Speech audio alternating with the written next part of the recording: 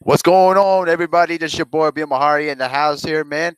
Coming to you on a beautiful Saturday afternoon here in the Twin Cities of Minneapolis, Minnesota. Shout out to the entire LDBC. Shout out to the entire. All right, shout out to the entire LDBC and the whole Lions Den basketball and boxing community here today. We got a good show coming up here soon. We got a good show coming for you today. We got a couple of guests here in the house today. We got Johnny representing the UK. What's going on, my brother?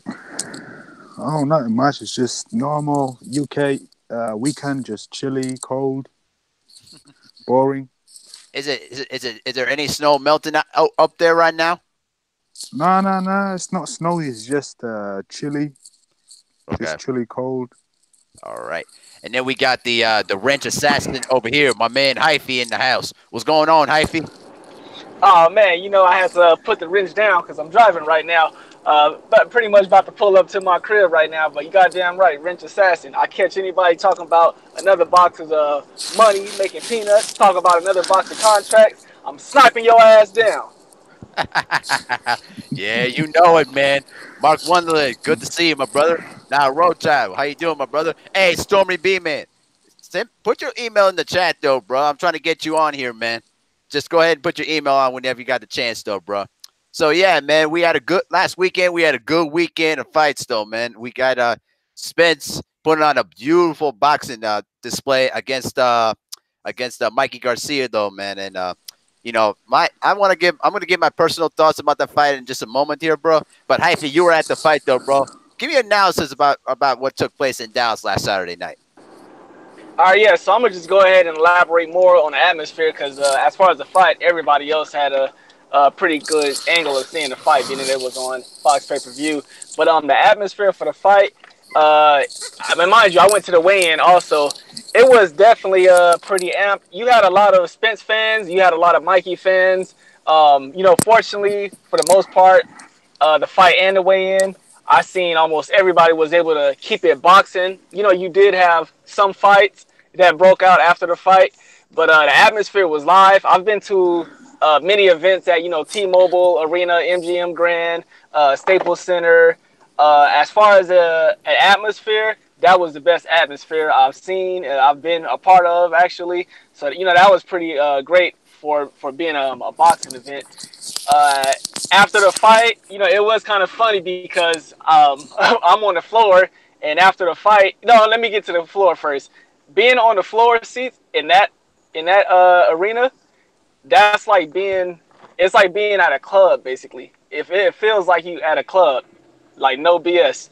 After the fight, it was kind of funny looking in the crowd. You seeing like people fighting. When I say people, I'm not talking about 2, 3, 4, 5. I'm talking about groups like 20 people at a time fighting. The people I seen fighting were Mexican Mikey Garcia fans fighting against Mexican Spence fans. So it was definitely entertaining, but it was good up in there. Like I said, I haven't been to another event that was as live, so I definitely enjoyed myself. Especially what I would pay in LA, the tickets were kind of cheap. I got my money worth 3 times over, so that's it.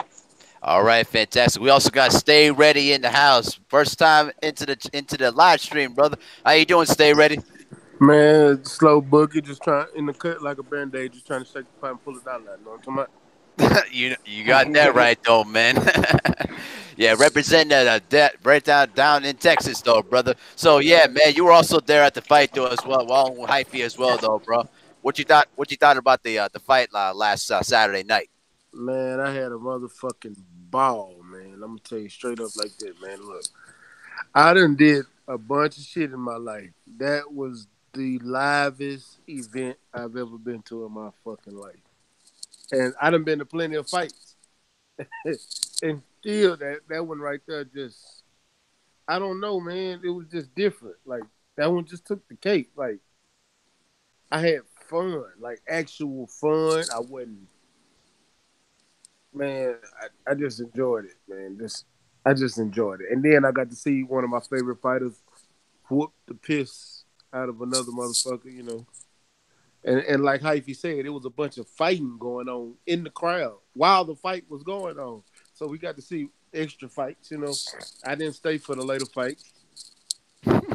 You know, Oh man, oh man. got You know hey, what? And to add to your point, though, stay ready too. I did see maybe a Twitter video of some of the fights that took place in the stadium, though, bro. I mean, them fans were wild after the fight, though, bro. You know what I mean? shit. What you expect? You in Texas? Yeah, Shit, down in Texas, where everything goes down. it Yes, sir. goes down. I'm telling you, All right, all goes right. down like a whale in a boat. You know what I'm saying? Yeah, I feel you, man. I feel you. And then we also got my brother, Johnny, representing the UK there as well, though. I know you weren't there at the fight, though, man. But but did you were able to see the fight, though, Johnny? Oh yeah, I seen the fight. I seen the stadium. It looked like a normal soccer game over here in the UK. Like it was like a normal soccer game. Like the atmosphere and everything. It was epic. Damn, it was so cool to see the fight, man. It's probably like the first time I seen Spence fight live. Like Spence, yo, I was so surprised. It Yeah. was an epic event. Yeah, man. Yeah, man. I feel you on that, though, bro. So I'm gonna give you my analysis on the fight, though, as well. I'll tell you this, though, right now, though, man. Um, the fight turned out, kind of what I thought it was gonna be. I kind of knew that Spence was gonna come in here and just try to give on a beautiful boxing exhibition there. But I was hoping that he would probably knock him out or something like that. But the way he was able to move, use his upper guard defense. I mean, he couldn't even hurt. He couldn't even he wasn't even getting tagged a lot in that fight, though, bro. And that's what happens when you put on that much weight on yourself. Because Mikey Garcia is not a natural 147 pounds. And then coming into that ninth round, do y'all agree that the fight shouldn't have been stopped in the ninth round? Uh, Nah, not really. no, it really.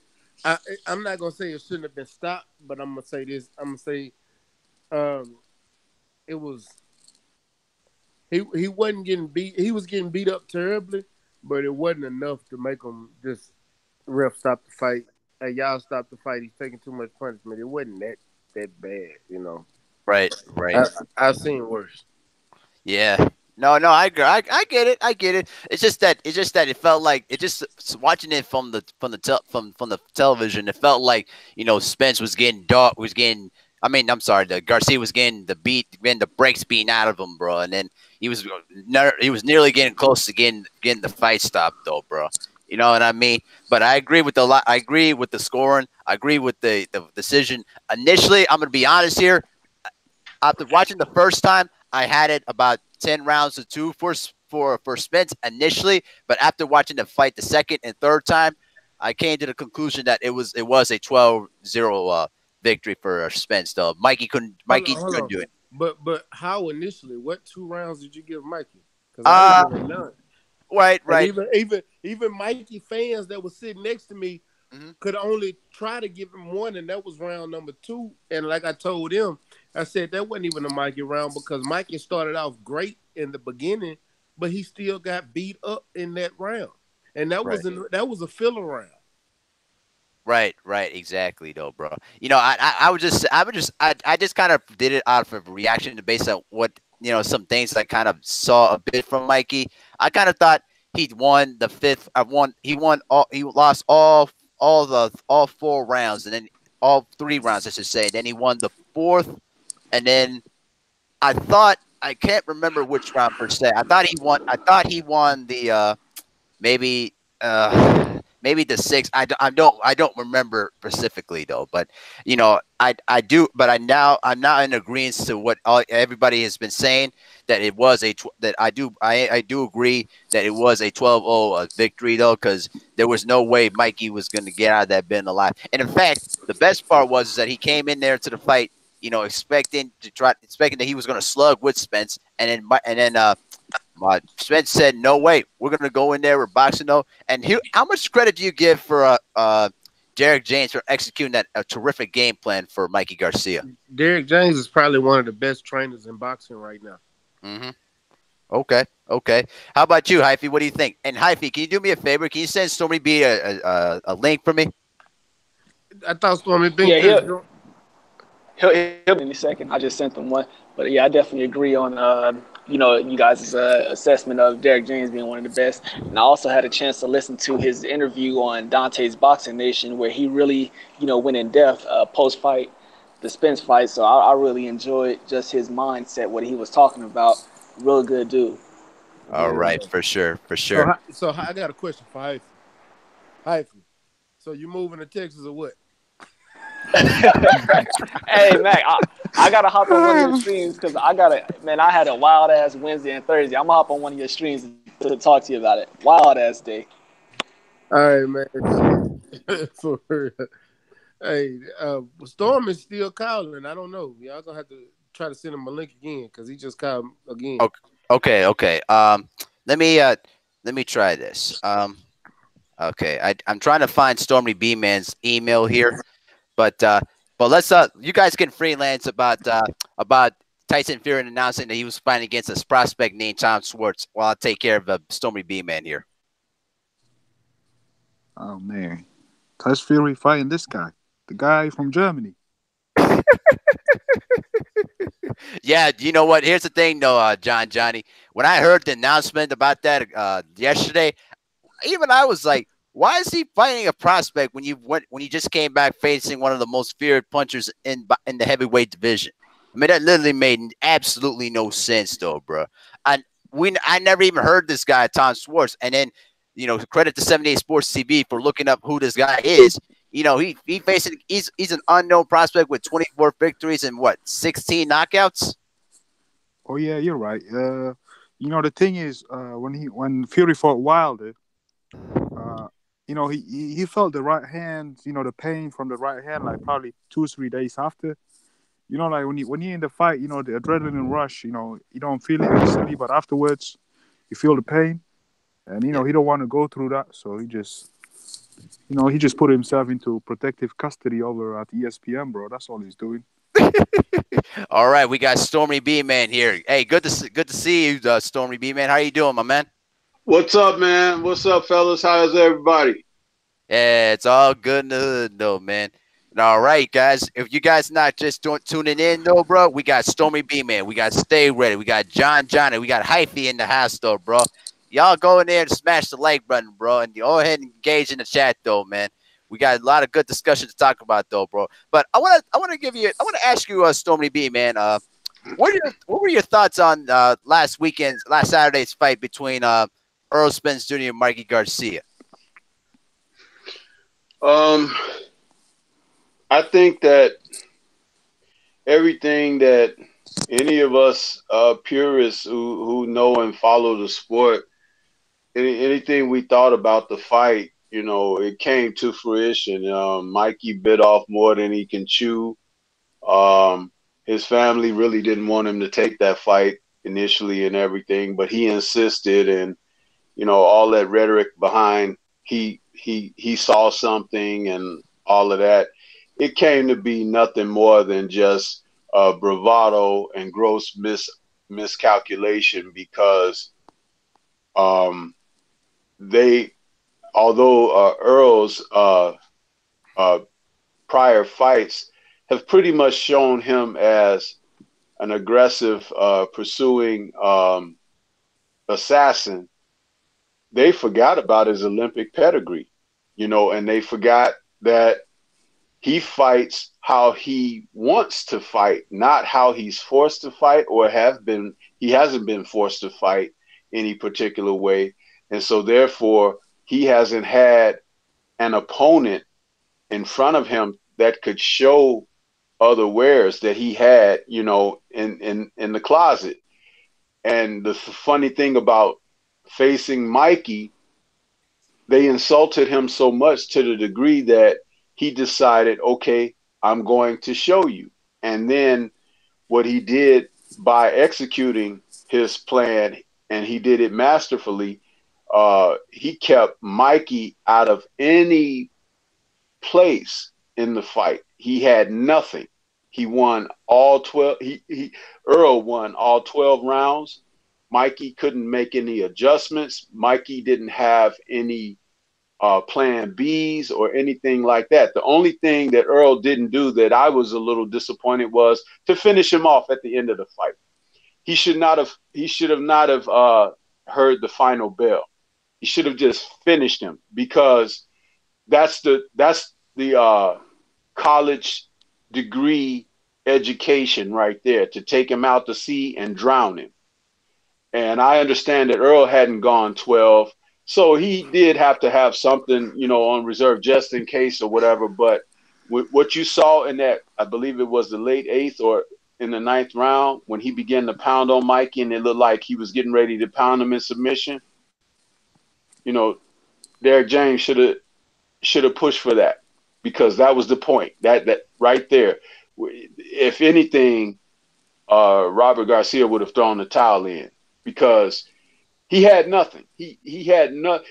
The fact that he went 12 because Earl let him go 12, but he should have finished him off, and then they could, go with their tail between their legs and go off into the sunset and nurse their wounds, because he talked way too much. Yes, he was given an excellent boxing lesson, but he should have been knocked out too for talking. Respect. Yep, I do agree with you, man. I do agree with you, Stormy B, man. But yeah, actually, we're gonna stick on to that subject again, because now, where does Mikey Garcia go from here? After taking that horrendous beating for 12 full rounds. Let's start with stay ready here. So, what do you think Mikey Garcia goes from here? Stay to 147 and get himself acclimated to the division and stop trying to call out the big champion. Actually fight somebody in the lower tier, get acclimated to the weight, and then start moving up accordingly. All right. Then Johnny, what do you think, my man? What do you think, Mike? Okay, let me go back to stay ready for just one more question though. So, would you want to see Earl Spence to take on Manny Pacquiao, or in fact, actually, never mind, forget that. You already know my answer. Yeah, exactly. Yeah, but what I do want to see, I'm gonna say this: Gerald Boots in his clout chasing right now, and I before I wanted to see him face the championship contender fight, I wanted to see him fight some upper tier fighters. But since he is making that call out, go ahead and get your block knocked off, and then go back, get put in your place, and go fight some lower tier fighters and get yourself acclimated before you put yourself in championship competition, since you're running your mouth talking about your walk through Earl Spence. It ain't easy as you think it is, homie. But the moment you put your big boy pants on and step in that ring with Earl, I will be at that fight. Come on to the store. It don't even need to be a jail roll. Put it at the store. You better make sure, though, man, to get that roasted up, barbecued, ready to go for Earl Spence to eat on that night, though, man. And anybody that's picking Boots, hey, get your crow ready. That's gonna be the easiest money you ever made gambling taking Earl Spence to win that. No doubt. Okay, so I'm gonna switch it to I'm sending it to Johnny, my good brother here. What do you think Earl? What do you think Mikey Garcia goes from here now that he's taking this horrendous beating he took against Earl Spence? Just fight Lomachenko and retire, basically. Because what else is there for him to do? Mm-hmm. I agree. Yeah. Okay, for sure. Okay, let's set it down to Hyphy there, brother. So, what do you think Mikey Garcia goes from here after taking this ass whooping from Saturday night? Man, you know what? I'm going to agree with Mac. He got to stay at 147 because, all right, the dudes at 140, the top guys and stuff, they actually tied up right now. And then, two, even with, those type of guys, he can't make the type of money that he's looking to make, even, compared to fighting even a dude like a Danny Garcia or a Sean Porter. So he might as well just get ready to stay at 147 and try to get, another big fight. Take a little, probably fight an Omar Figueroa type guy at 147 and then try to get a Danny Garcia or a Sean Porter. Right. I agree. I'll give you my analysis of this. I believe that Mikey Garcia should take some time off and then probably face against maybe somebody like a Omar Figueroa or Brandon Rios or something like that, just to try to get himself acclimated to 147. But I will say this though, I think he can beat Danny Garcia. I don't know if he can. I'm kind of iffy on Sean Porter. I know he can definitely beat Keith Thurman though, because he's been inactive for 2 straight years. But if he decides to go back down to 135, he's going to get smoked down by Lomachenko, man, because It's hard to go back down after gaining all that weight from 147 and then go all the way back down to 135. It would not be a smart decision for him, both physically and mentally. You know what I mean? But I will say this, though. Earl Spence, I think Earl Spence is in a great position to decide what he can do from here. I hope that he gets a fight with Sean Porter now that Sean Porter's realizing now that Earl Spence is now the money. It's now turned into the big money man in the 147-pound weight class. Though, I mean, you think about this for a moment, though, guys. Think about a couple of years ago when before Earl Spence became where he is now. You had Keith Thurman, you had Danny Garcia, we had Sean Porter. I mean, we had all them guys that could have been where Earl Spence is at right now, but then didn't want to take the risk. They played Ring Around the Rosie with them records, and now Earl Spence Jr. is eating right now. What y'all think, guys?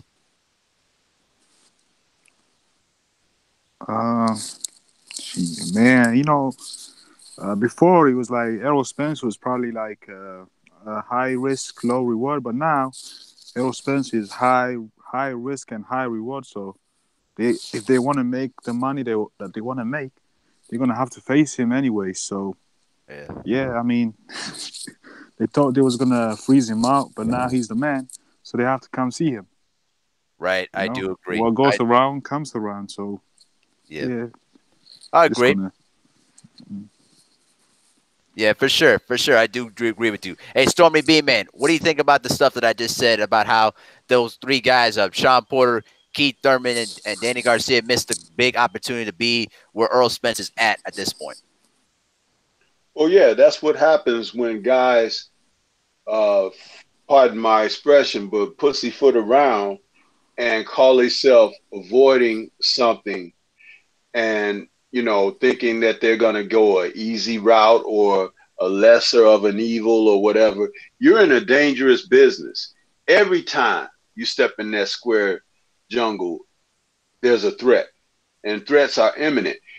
Whether you determine in your own mind that one is greater than another or whatever, that's your shortcoming, because as a fighter and as a so-called champion, you have to be prepared mentally and physically to contend with whatever comes across your plate.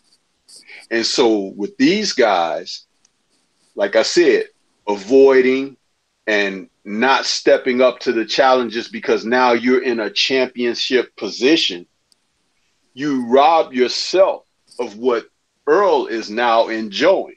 See, Earl was trying to break into fighting the quality guys and fighting champions and everything. And before he acquired his championship, it was like, oh, we'll let somebody else deal with him or whatever. In the meantime, guys are losing their titles. Sean Porter lost the title. Danny Garcia lost the title. Keith Thurman ran away from the sport for a couple of years and come back and almost lost his title. So it's like avoiding what's right there, and you still come out worse, to where you would have been better off stepping up to the challenge that Earl posed, and who knows, you might have had an opportunity to win. You don't know that because it didn't take place, but at the same time, you did much more damage to yourself being a disgraceful coward, and running away from the challenges. So Earl is receiving and reaping the benefits of his labors. And I have no problem with that. The only thing now is they want to come to him now because of potential earnings.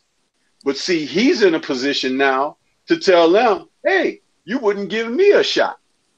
So he can go and pick out someone like this Ennis guy or whatever, and he can make decisions now that can really affect them again. So now who still looks worse for the wear? Those guys who were running away from him. Mm-hmm. You see, because the thing is, like I said, at the championship level, hell, everybody wants the champion's crown or wants what the champion has or wants a better payday. So what made them think that they were special? That whole thing about freezing someone out, that shit doesn't work. And the thing about it is, if you fight and face quality opposition, you can dutifully prepare yourself for whatever trials come ahead. The only thing that you cannot necessarily prepare for outside of the man is your personal sustained injuries, swollen shut eyes, broken jaws, broken hands, things like that. Those are things that you will have to adapt to under fire. But when you're talking about preparing for the individual, that's where that is taken care of in the gym. That's why they give you 12 weeks. Huh?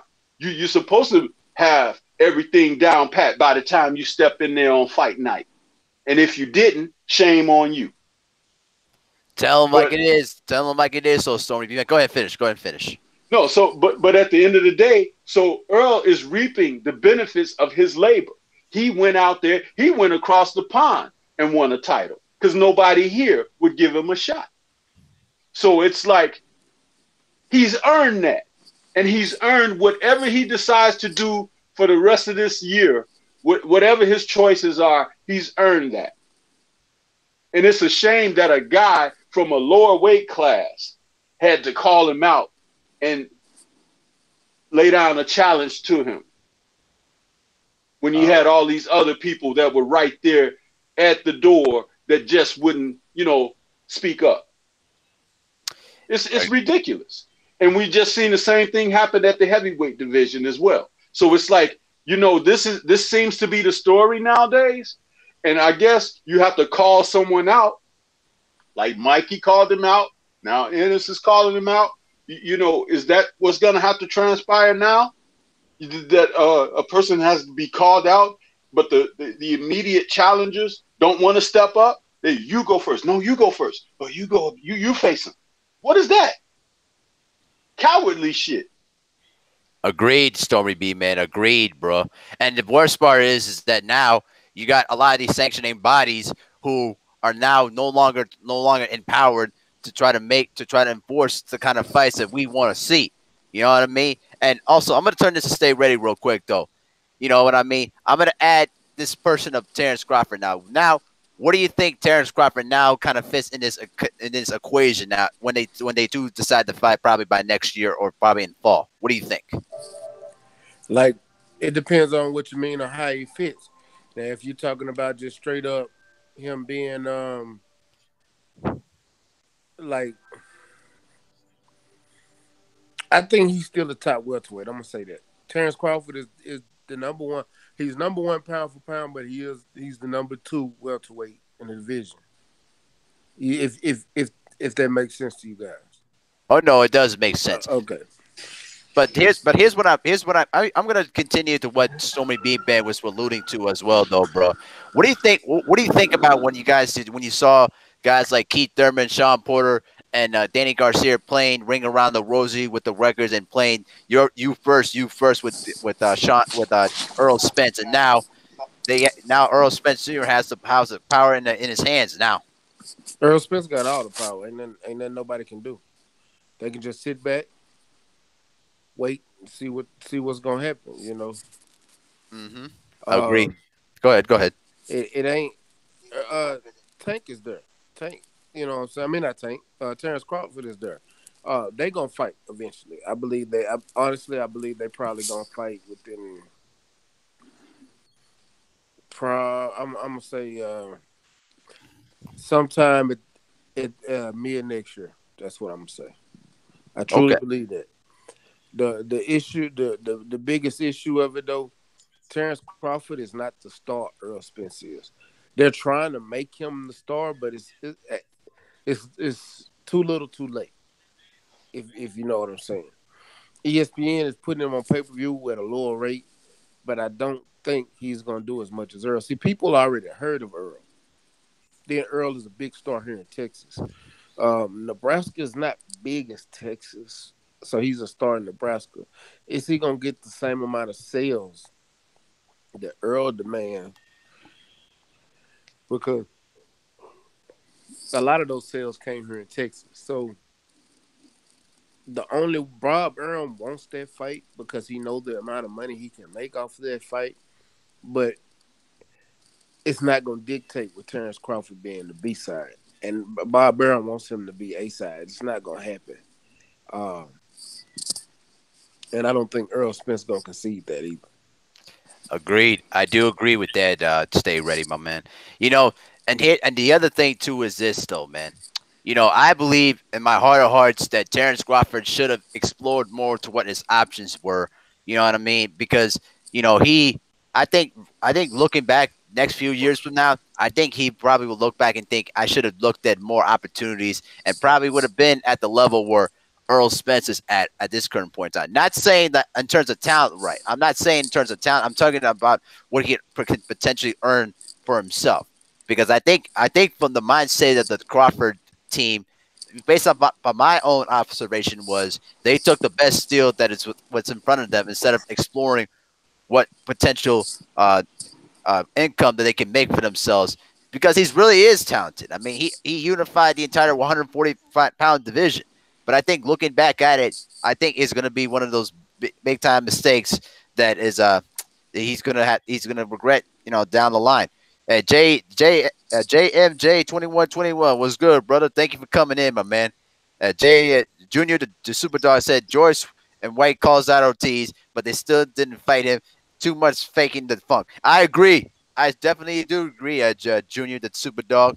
You know, I'm just here's the thing though, man. I'm really getting tired of a lot of these boxers, bro. You know, making fake call outs, you know, and just saying, oh, I want to smoke with this guy. I want to smoke with that guy. But then there's no action started, though. You know what I mean? Like, if you really don't want to smoke, don't call him out.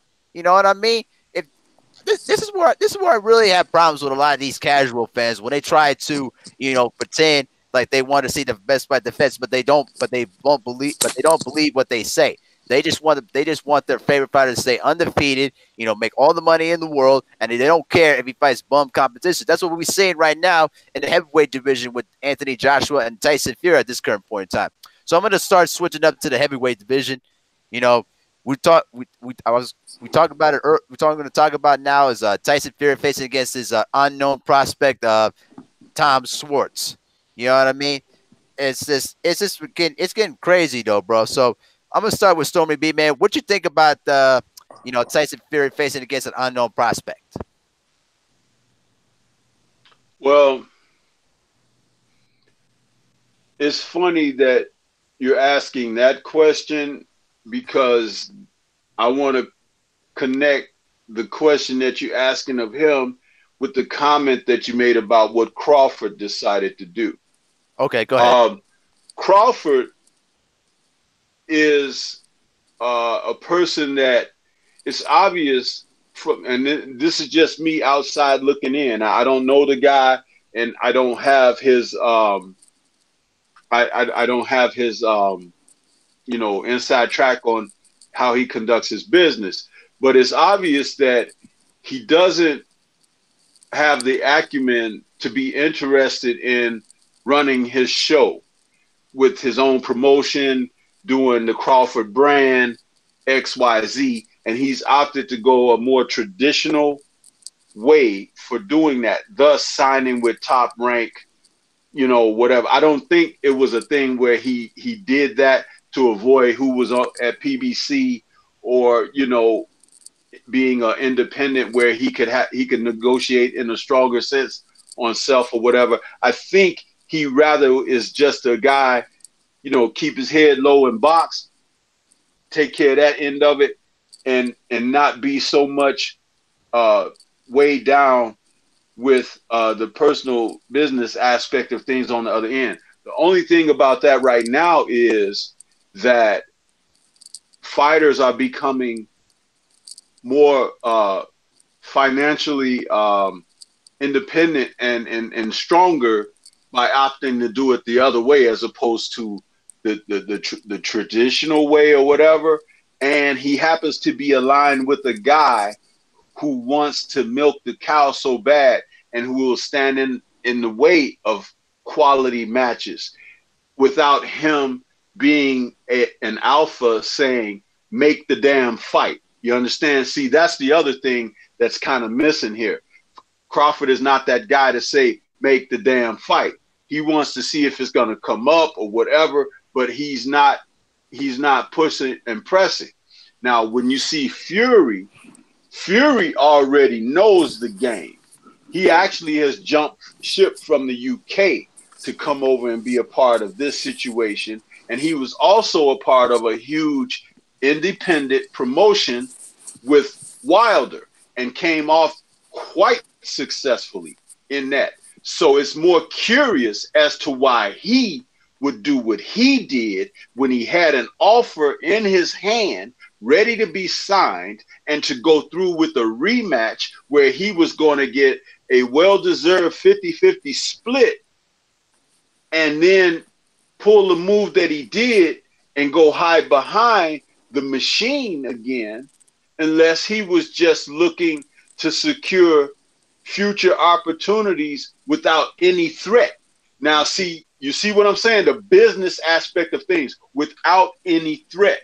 Now, as you see, the opponent that's been named is not any damn threat.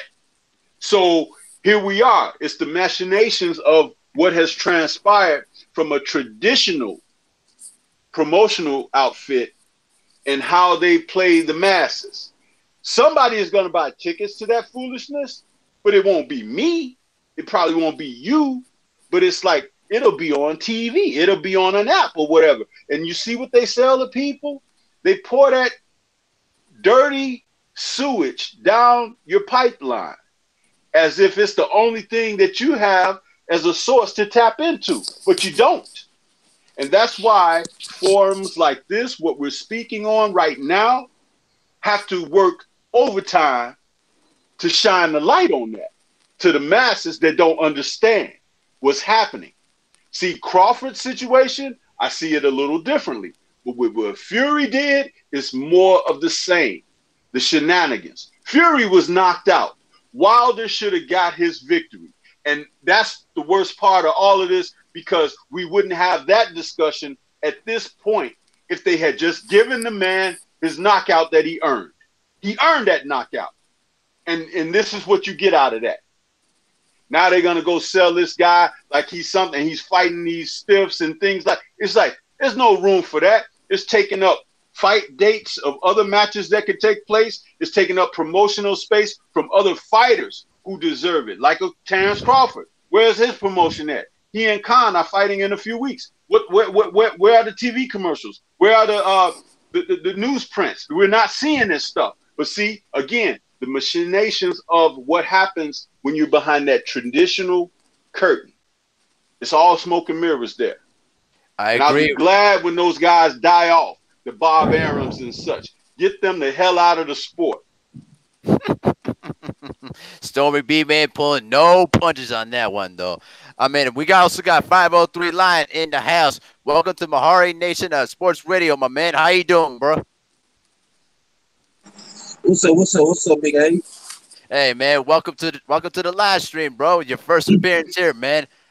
Yeah, man, just don't make it my last. You know what I'm talking about? That's right, exactly, though, bro. So I'm gonna rewind just a little bit, though. 503, you were also at the fight there as well, though, man.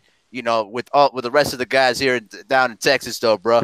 What you thought about the fight, though, man? How was the atmosphere down in Cowboy Stadium? First and foremost, man, salute to the whole channel. I mean, the whole panel. Salute to your channel as well, man. Stay ready, Stormy B, man, hyphy. And I don't know the other brother that's in here, Johnny. Salute, bro. Yeah. But man, I hope that this is the beginning of something special, man, that we got down here in the state of Texas, man. Hopefully, we keep doing this, man. The atmosphere was great, man. I love the fight. You know what I'm saying? The undercards was trash. You know what I'm saying? I'm not gonna lie about that. But you know, it was some okay fights. You know what I'm saying? I got a chance to see David Benavidez come back. I got a chance to see Marcellus Wilder. I got a chance to see Charles Martin. You know, and of course I got a chance to see Earl Spence and Mikey Garcia, man. But you know, AT&T Stadium, man, to me is probably one of the best stadiums in America. Next to probably the Superdome and the new stadium they building in Las Vegas for the Raiders. So with that being said, man, you know, we got great things down here in Texas, man, and I want to see Earl in the biggest fights possible. with Pacquiao, Sean Porter, Jerron Ennis, Terrence Crawford, Keith Thurman, just to name a few, and then hopefully, man, more brothers will start coming down here to Texas, man, and watching the fights, man. Arlington is a city for travelers, man. They got a bunch of shit to do down there. Great food, Six Flags down there. You know what I'm saying? So it's always something to do. You know what I'm saying? But yeah, man, I just want to see the best fights down here, bro, if I can. All right, for sure, bro, for sure, man. So let me ask you this though. Something that so many B fan was alluding to about what between the comparison between Fury and the Crawford situation, though, bro. What do you think? What do you think in your mind? Where Terrence Crawford now fits in this equation, though? What you mean, Terrence Crawford fitting in what equation? In terms of like maybe where he fits between A side, B side. I don't know, that kind of thing. I don't know. I'm not. Maybe I'm not clarifying it real well. Oh, okay. I understand what you're saying. Well, Terrence Crawford definitely has something to bring to the table. He has the WBO belt. He has the pound for pound status. To me, in my eyes, he's number 1, 1A, 1B. You know what I'm saying? Number 2, however you want to look at it. I know he top pound for pound in my eyes. He has the WBO belt. You know what I'm saying? And as far as A side, B side, well, at this point, I'm gonna say he's the B side. He's selling 10,000 tickets in Omaha, which is good. But down here in Texas, man, it's just everything is bigger. Earl did 47,000. You know what I'm saying? Almost sold over 400,000 pay-per-view eyes. I think Terrence Crawford first fight on pay-per-view didn't even sell 50,000 buys. You know what I'm saying? With Postal. And we're gonna see how this fight do with him and Amir Khan. But like Stormy B-Man was saying, bro, you don't really see no promotion. You don't see ESPN talking about the fight. You don't see the commercials. You don't see the boxing shows, like how Fox has their own boxing show. They have correspondents, like the Kate chick from the UK. They have Mike Coppinger. They have Sean Porter on there. Abner Morez. They have their own show strictly for boxing and to feed the boxing fans. And ESPN, I think they have one show with Max Kellerman, and I don't really see that much. You know what I'm saying? So they have to do better with promoting Terrence Crawford, man. It's really sick and horrible how they promote him.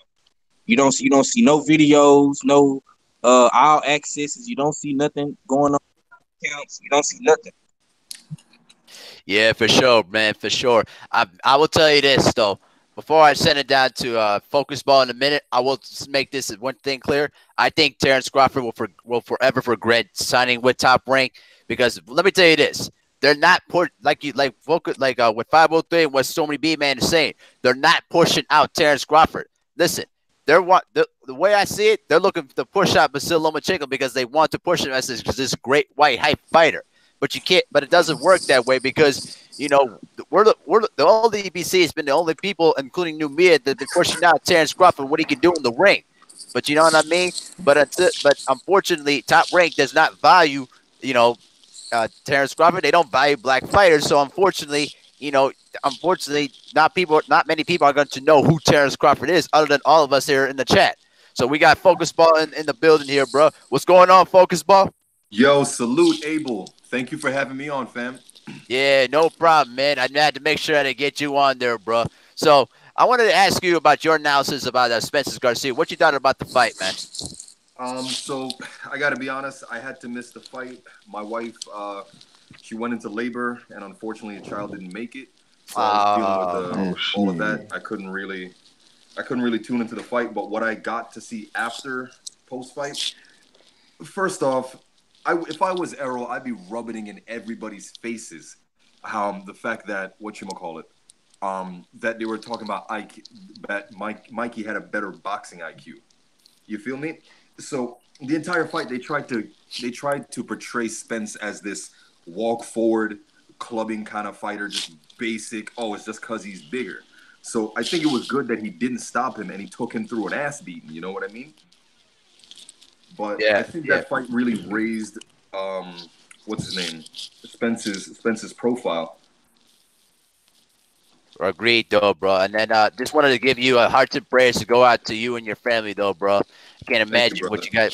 what you're going through, guys. Make sure you give y'all hearts and prayers out to Focus Ball, man. Hate to hear that kind of stuff, man. I You know? appreciate you, brother. Yeah, for sure, homie. For sure, man. So we also got a Cali Enigma, my brother from the West Coast. What's going on, Cali? Well, I guess Cali on mute. I guess he'll be coming back sooner or later, soon enough. So, Hey, Abel, I would like to say something right before you had welcome Focus Ball in what you had said. I like to make a comment about that, go ahead, and bro. it's relative to Terrence Crawford and the whole thing with being with ESPN Top Rank. This is the one thing, and you cannot lose sight of this.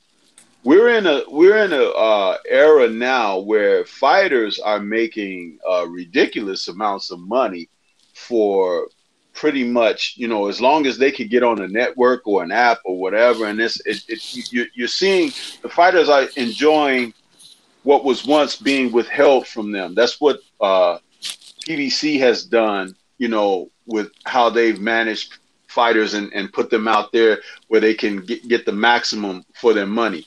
But I also think what's being lost in the conversation of this is the whole focus on a fighter's money, because what you do to take care of your family is independent of what I do to take care of my family. And the druthers that you would go through, or whether you find an easy angle, or whether you find a windfall of opportunity or whatever, it is all geared towards specifically what is required as far as your quality of life. Now, even though I might be across the street from you and be in the neighborhood, but we're living different lives and we have different priorities and focuses. And see, that's why we should not pay attention to the financial aspect of guys, because you might be content with $100,000, okay?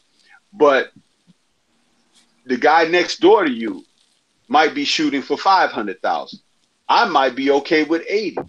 Do you see what I'm saying? So it's like when the worst thing you could try to do is count another person's money, or even try to tell or suggest what they should do with it or to acquire it.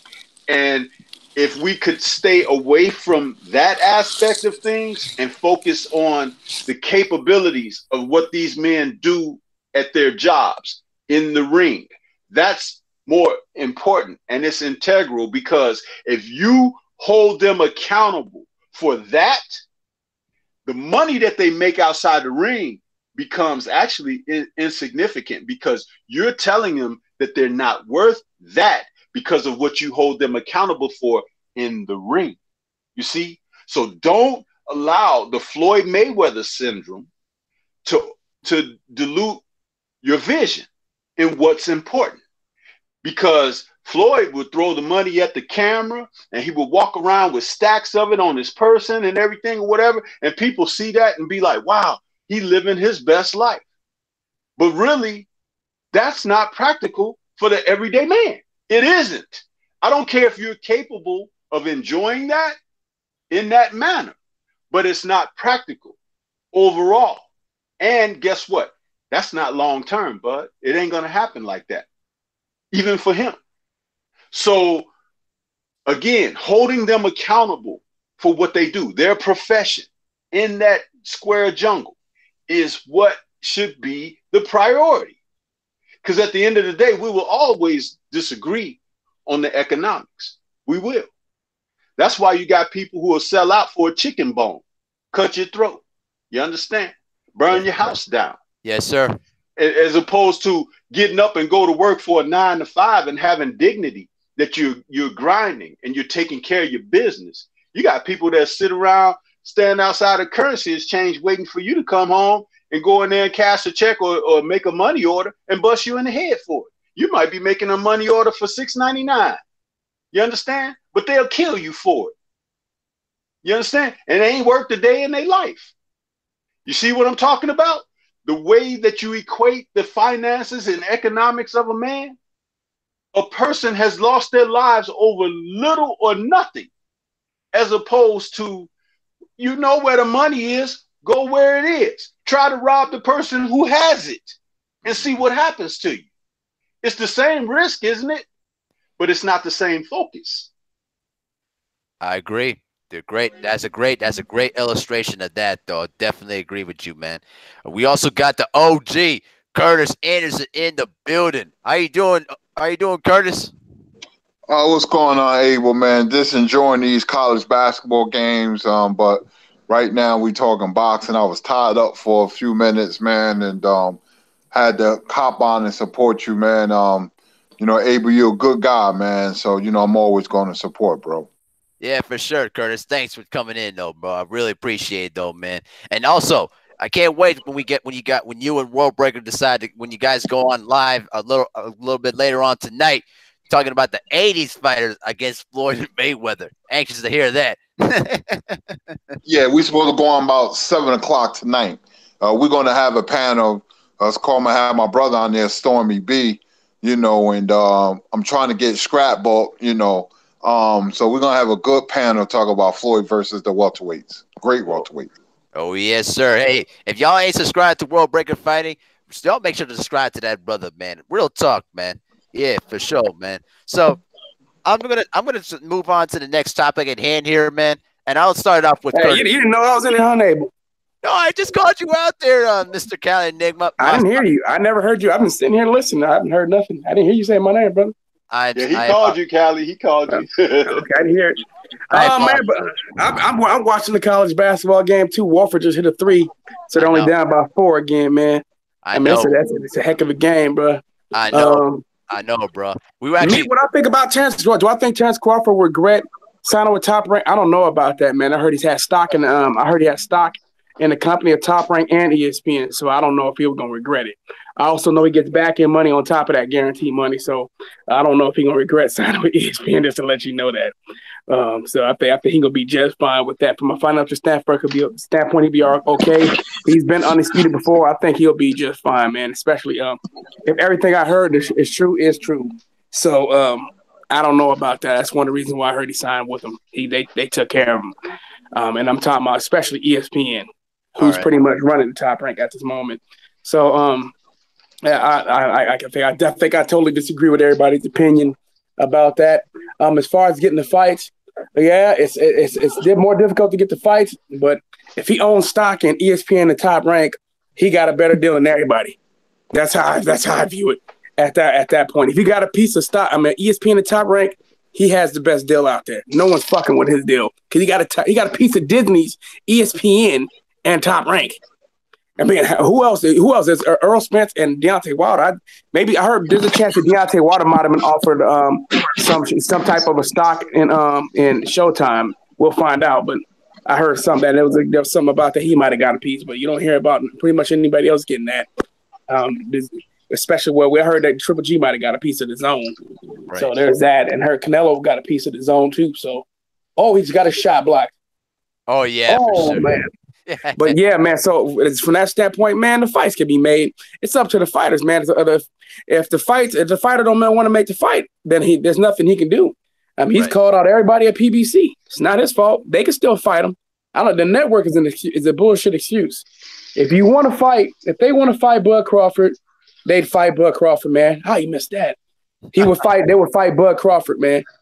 The network thing is BS. They can put together, especially when the networks can come together, especially ESPN and Fox, and that would be a huge multi-platform. It's actually bigger than Showtime, and this would actually be bigger than Showtime and HBO. Actually, right. with more subscribers. Okay, so ESPN Fox has more subscribers than HBO and Showtime. So this is actually bigger. You actually open up to a larger audience. Actually, so this can happen, man. It's just nonsense, man. Anybody don't make excuses for why this fight doesn't happen.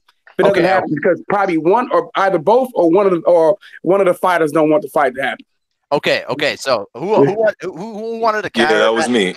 All right, go ahead, Focus Ball.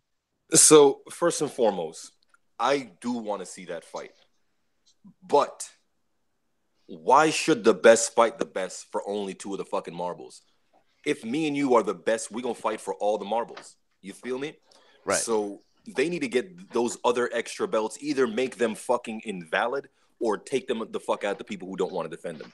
The best shouldn't be like, okay, what's the sense in So my question, can I ask you a question? How long you gonna wait for Keith Thurman? That's what fuck Keith Thurman. I don't wait. No, strip that nigga. Okay, Yeah, so they should strip that fool, I said that should happen, but the chances of that happening are next to none. He just defended his belt. Okay, so then guess what? WBA ain't gonna fuck with him. Shit. We don't respect his belt no more. Okay, don't respect his belt then. So then he should beat Sean Porter and fight Terrence Crawford then, right? What's that? Errol Spence should beat Sean Porter next and then fight Terrence Crawford. Fuck yeah. Okay, that's all I needed to hear. All I'm saying is it doesn't make sense that if, put it like this, me and you were the best, right? Why the fuck should we eliminate each other so that these cowards that don't want to fucking fight but want to call themselves Hey, can I jump in real quick? All right. I've been listening quiet. All right, go ahead, stay ready. Go ahead, spit on it. I'm not finna say Errol Spence need to do nothing.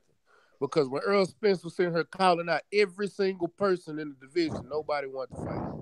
Nobody. Right. So I don't want to hear about he need to go fight this person. He need to know. Earl need to do what's best for Earl. Terrence Crawford wanted to fight. That's not true. When Earl, hold on. No. Let's stay ready. Finish. Let me say. Because when Earl came to welterweight, he didn't say Errol Spence's name. The name he said was Keith Thurman. That was the only name he said. They asked him, well, what about Errol Spence? He's an upcoming fighter. This is what he said when all right. I don't mind fighting Earl, but I want Keith. That's what Terrence said. The only reason Terrence Crawford and Earl became a topic of discussion is when Terrence Crawford said something to Earl after he beat up Lamont, said something on Twitter after Earl beat the shit out of Lamont Peterson. And then Earl said, you handle your side of the street and I handle mine. That's the only reason that shit came to be a topic. And that just went all through the media. Other than that, no, it was Ocampo fight. It wasn't the money. It was the Ocampo fight. Other than that, wasn't nobody talking about Terrence Crawford and Earl. You know what, though? At the time, Keith Thurman was still considered the best welterweight. Now, I didn't think so, but a lot of people still believe, at least most people in the industry thought that Keith Thurman was the best and he wanted to beat the best. That's a fact. That's a fact. I'm not taking nothing away from it. But here's the thing. Sean Porter, people saying Earl need to fight. Earl need to go fight. I want Earl to fight Manny Pacquiao. Me personally. Manny Pacquiao don't want to fight him, man. So he fight Sean Porter. I know he don't, but I'm not saying that. What I'm saying is, that's who I want Earl to fight. I want Earl to fight Manny Pacquiao. I want Earl to take that torch so he can be top dog in that division. I want him to be in a Hold on. Let me say this. I want Earl to be in a position that everybody else was in when Earl was trying to call them out. Now everybody got to go through him if they want their money. Okay. So hold on. I'm gonna let Focus Ball count. I'm gonna let Focus Ball spit on it, and then I'll turn it over to Stormy B Band. Go ahead, Focus Ball. Yo, so first off, hold on 1 second. I was eating something. Give me 2 seconds. Okay. Okay. All right. So yeah. So who's older, Pac-Man or Floyd? Obviously, Pacquiao. Floyd is older than Pacquiao. Yeah, Floyd is older than Pacquiao. You're right. Now, who's the most?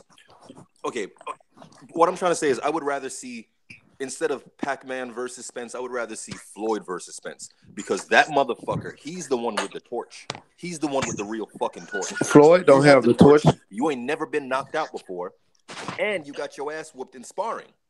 So if you're gonna come back and fight anybody, and if you're gonna step in the ring and try to steal clout, steal the attention away from Errol, then step in the ring and fight him. That's you really passing the torch. You feel me? Because if Floyd took a loss to Errol, that wouldn't be the worst thing. You get what I'm saying? Okay. That's really not a passing of the torch, because Floyd ain't really fought in some years, bro. He bust Pacquiao ass. That little tension fight wasn't shit. He bust Pacquiao ass, so I would rather how many years Floyd. It don't matter. Earl would get a ton of credit. If he beat Floyd, he'd get the most. He'd get more credit than beating Pacquiao. He would. Exactly. I don't know. Okay. I know. He get a lot of love too. Okay. And then he'll get a lot of hate. He just beat up an old Floyd. No, he won't get the hate, bro. You know, the people hate Floyd, bro. He ain't gonna get that kind of hate. Even them racist dudes gonna love him. They hate black fighters. Exactly. Period. Right. No, but they'll love him. They'll love him at least for that little bit for beating up Floyd. Okay. But if anybody gonna beat Floyd, it should be a black man. Okay, so let me take it to Stormy B man, and then I'm gonna switch this to Hyphy though. So go ahead, Stormy B man. You trying to say something? Yes, sir. Thank you. And Focus Ball, man, brother, you kind of stole my thunder there a little bit, because I was going to say all this talk about Manny Pacquiao. You guys really need to drop that. That's total BS. Now, I'll give you my reasons why.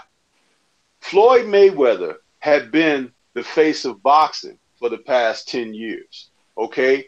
Dominating from the sport, from the endorsement end of it, and promoting it and things like that, and also economically, all right? Now, when the next nearest threat came along, which was Keith Thurman, Floyd had the gumption to tell him, while sunning him at the same time, well, if you go fight Earl Spence, then I'll give you a shot. In the meantime, on his exit out the door, Floyd did another snatch and grab of your economics and supporting his fights by fighting the lowly Andre Berto. Okay? Now, would you have rather seen Floyd take on the likes of Keith Thurman or Andre Berto? Now, Floyd knows boxing history too. Just like his dad was a former professional fighter and had some weight in the sport, he understands what passing of the baton is, okay? And it happens. Whether people really want to do it or not, it happens. They called an aged Ali out of retirement to face Larry Holmes so the baton could be passed from the old lion to the young cub, okay? So Floyd is the only one who's trying to avoid this by any means, but he's still trying to dominate the sport from that personality standpoint of being the face behind the scenes, because every time something of fire strikes in boxing, here he comes throwing his image out there or something associated with his brand or whatever.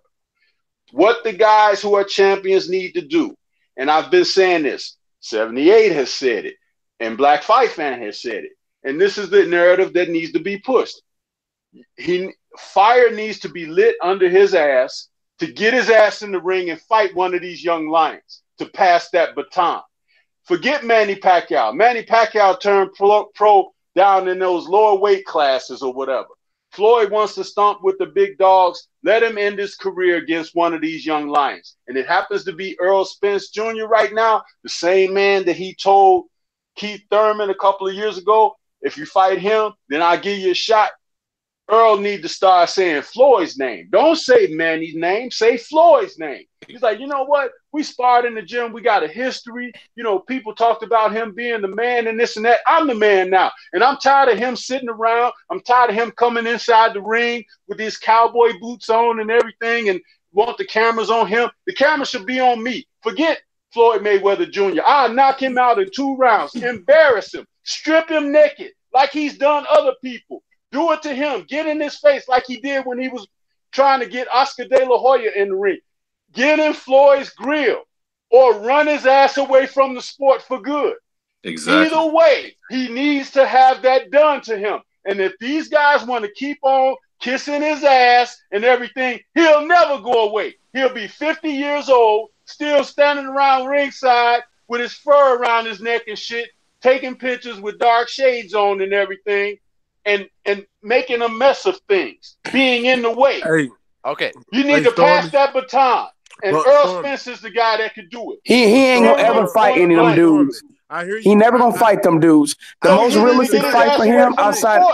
The most realistic, but it don't matter. He not gonna fight them dudes, bro. But the way to do it is if he call a name out. If he call a name out every single time, he could be standing up there with Tank Davis on the undercard. They not gonna do it, bro. Okay, hold on. He can get up there and say, "Hey, I want that guy over there." Hold on, guys. Hold on. I'm gonna let Steady Ready just make his point just real quick though. But we gotta let Curtis Anderson speak on this one, bro. Go ahead, bro. What did you think? You got anything to say about it, Curtis Anderson? Yeah, man.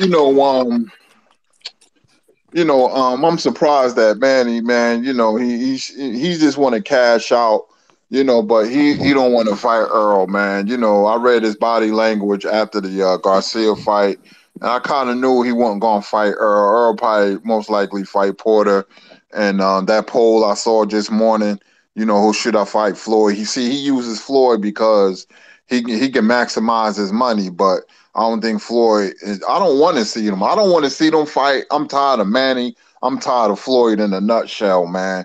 I wish they'd go away somewhere. But a guy like Floyd, you would have to dog him to get him out the sport.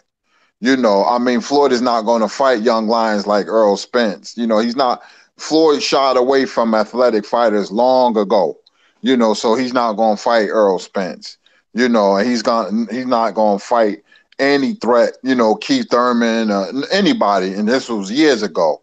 Neither is Manny. He's showing that. He didn't want to fight Terrence Crawford when he had the opportunity. He ain't fighting Earl Spence. Earl should just move on, stay busy, and, he got options now. Earl doesn't need Manny. The next 4 fights, he can be on a pay-per-view. Maybe the Porter fight be on Fox. That's a good look for him. He don't even need Omar Figueroa. Earl is big, man. He's getting bigger, his brand, so he can fight Crawford, Porter, Thurman. I ain't counting Pacquiao. So those next 3 fights, he can fight at 147, man, and just stay busy. Sometimes we put in, he should fight this guy. You waiting around 2 years, 3 years to get a certain guy in the ring, and they show no interest in fighting you. You hindering your own career, so you should just move on and fight the next best available guy. And hey, man, Thurman ain't gonna get in the ring with Spence. All right, he's been chasing it for a while, so that's how I feel about it. Okay, so I'm gonna let Hyphy speak on it, though, bro. You got anything to say about that, Mr. Hyphy? Let it out, man. Hey, man, I done went up in Costco, grabbed me a bottle of 1942, did all type of shopping and shit. Listen to y'all go. That shit been cool. But no, I'll say, hey, this is a conversation that's needed, so let it go on. But I ain't heard my nigga 503 in a while, so I'm gonna let him take my turn first. Go ahead. All right, go ahead, 503. Go ahead and cook on the subject in hand here, man. 503, are you there? Yeah, I'm here, man. Salute to everybody that came in, Focus Ball, and my brother Cali, man. Cali gonna come with that heat all the time. And salute to Stormy B, man. He made a great point about Floyd. But I gotta agree with Cali on this one, man. I don't think Floyd is gonna fight none of these guys, man. You know what I'm saying? But like Kurt just said, Spence got options, man. So long as we getting, Spence versus Pacquiao, Thurman, or Crawford, man. I'll take that, bro. Just to be real with you, man. You know what I'm saying? And I also agree with Stay Ready as well. You know what I'm saying? Earl just got to keep doing what he doing, man. Then none of these guys really want to fight him at first. You know what I'm saying? Keith Thurman wanted $15 million. Porter was ducking. Garcia was ducking. You know what I'm saying? It took a guy to be undisputed at 140 to come up and get that fight. You know what I'm saying? So, yeah, man, that's just how I feel about it, bro. Okay, so I'm gonna let Johnny speak on this, but he's been quiet there for a while, bro. You got anything to say about the subject in hand? And then I'm gonna turn it back to Stay Ready. He just left. No, he's here. No, he's I'm still here. What was the question, bro? It was about the subject that the guys just talking about Pacquiao avoiding Earl Spence, and then Earl Spence, probably the idea of him calling out Manny Pacquiao or Floyd Mayweather, or just letting him continue what he was doing. What do you think? What you think about that, Mr. Johnny?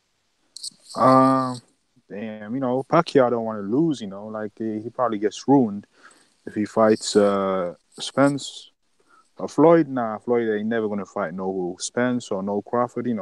He too much of a coon to pass the torch to them guys. So I don't see that happening, bro. All right, for sure.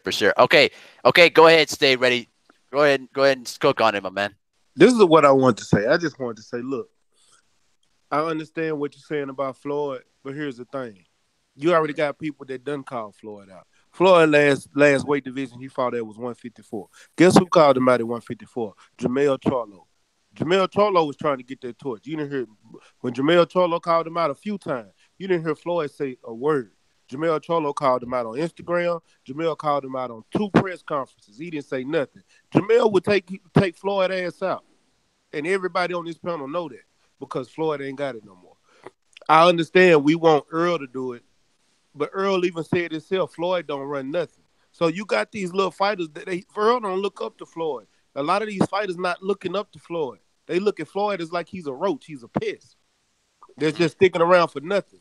So why I don't want them to fight Floyd. I understand. Yeah, him fighting Floyd would be a great thing because people would finally get to see this dude lose. Because I don't even like Floyd. I was never a big fan of Floyd. I'm a fan of the sport. I can't stand Floyd's mouth. Agreed. But you got people that done called him out. Floyd ain't gonna fight none of these cats. None of them. Floyd gonna continue to try to take these exhibition fights. At least Manny Pacquiao is still an active fighter at the moment who was willing to fight anybody. I'm not gonna say, well, he ain't trying to fight Earl right now. At least that's what we think. He hasn't said a word out of his mouth if he gonna fight or not.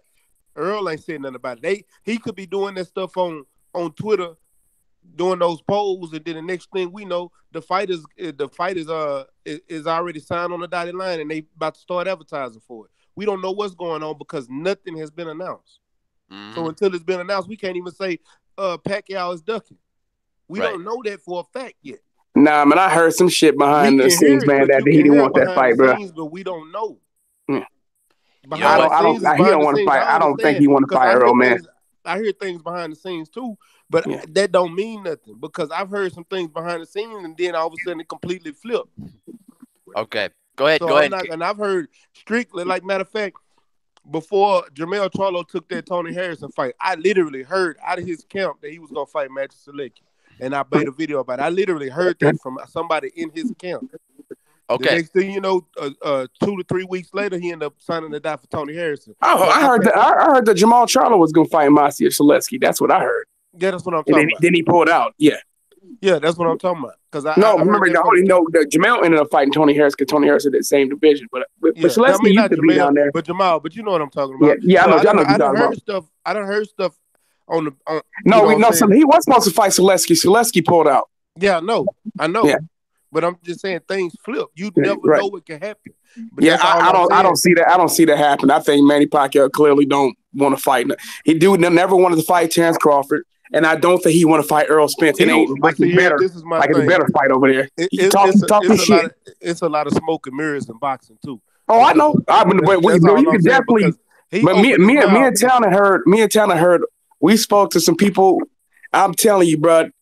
Pacquiao never wanted to fight Terence Crawford, and if I know he don't want to fight Terence Crawford, he don't want to fight no Earl Spence, man. I am completely convinced he will never fight Earl Spence unless it's some astronomical number, which is possible. But I think Earl gonna have to go ahead and knock out. Sean Porter. I know you want to make him wait. I know that's a lot of y'all want to make him wait, but that's the best fight available right now. I don't care about Sean Porter. I know you don't care about it, but that's a belt right there. That's the best fight available right now. I can't say it's available because hold on, but that's the best fight available for him right now. You can't even say it's available right now because here's the Porter thing. Don't want it. I don't think he wanted it because if Keith Thurman, he showed me he better be on TV a lot talking. Real quick, bro. Hold on, real quick. If Keith Thurman called for his belt right now, he got to make that fight. He had no choice. Yeah, exactly. But let's. How about for now? Why don't you at least see if you can make that fucking fight? Because what else fights available out there? Don't say Keith Thurman ain't available. Floyd Mayweather available. Manny Pacquiao ain't available. What's the best fight out there right now? There would be. If Terence Crawford don't win. Terence Crawford got a fight coming up. If him and Terence Crawford they fight next, which I know they're not. I know they're not fighting until next year. What's the best fight available for him out there than Sean Porter? Okay, Khaled. The best fight available. Okay, Khaled. I got it to resume my control here. So I think Hyphy's got something that he kind of disagree with. So go ahead, Hyphy. We ready for you, brother. Hey, I'm pretty much just sitting back listening to the whole thing. But everybody talking about this dude who was 50-0. Man, my thing is this: that dude don't got no torch no more. He don't fight no more. Everybody on this panel talking about they really don't like this nigga. Fuck this nigga. Stop talking about this nigga.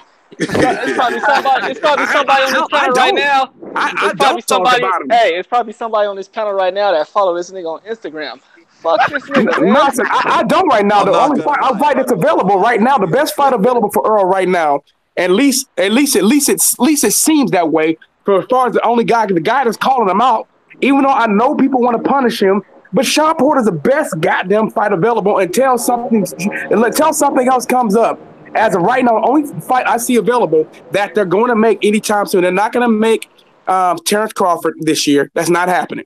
So the best fight available that I see is Shawn Porter. I don't see anything better than that. Okay. Hold on just for 1 second, Focus Ball. I'm going to let Curtis go ahead and speak on that, though, bro. You got anything to say about that too, Curtis? Well, Callie just said it. The best fight is Shawn Porter, you know. I mean, who else? Keith Thurman's not fighting. Pacquiao's not fighting. The Crawford fight will not be made. You know, how many options? Fight Shawn Porter next. You know, just stay busy. If you take a stay busy fight, you know, a good Texas fight it will be Figueroa. Just the key is to stay busy and not wait for certain fighters. You know, because Earl was not active for a minute. You know, I mean he dispatched Ocampo in 1 round. Then, you know, what was it, 9 months or whatever, you know, he fought Garcia, you know, and don't wait too long. Just stay busy. But I'll take the Porter fight next. Okay, so we're gonna go ahead and switch this. We're gonna switch subjects here. We're gonna go up to the Let me say this real quick, and it'll be real quick. And I saw Big Money. But Big Money, that's complete and utter nonsense, dude. It's bullshit. That fight is available. It is very possible to make. Terrence Crawford and Earl Spence fight can be made. Because we know that Pacquiao and Mayweather got made. He's made other fights with PBC and Top Rank and made fights before. It's not true. It is an easy fight. Only thing they got to do is the networks come together. It's not that difficult to make. That's nonsense. I hate when people do that. That's not true. You know what? We just seen Al Heyman and Bob Arum work together a lot of times. So that's nonsense, man. Don't try to throw up no roadblock because that's not true. Okay. So, and I will say this too, though. The thing is this. These fights can be made. You know, we've seen in the past that Al Heyman and Bob Arum can work together. It's all about the timing and if the networks are able to work together to make these fights happen. That's just how it is.